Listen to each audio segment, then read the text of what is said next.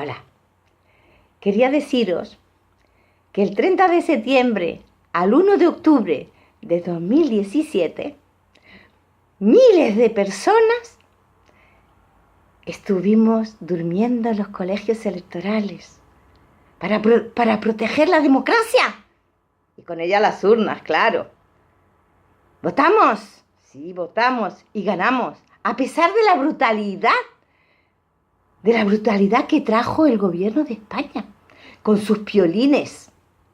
Sí, votamos, ganamos.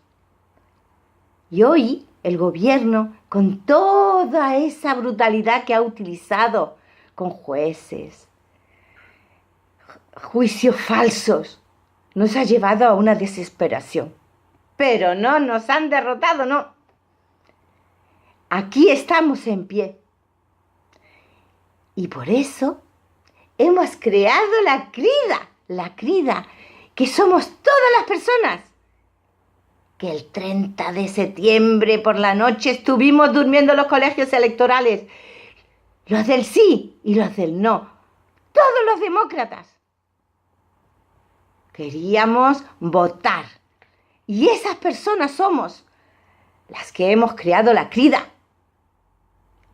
sin partidos políticos, porque tenemos que pasar por encima del miedo que tiene.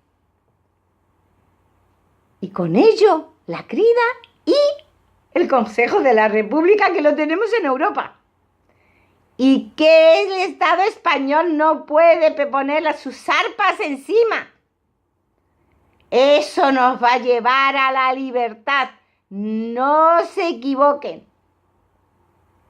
Y vamos a hacer un país mejor para todos, para los del sí y para los del no. Porque todos nos vamos a beneficiar.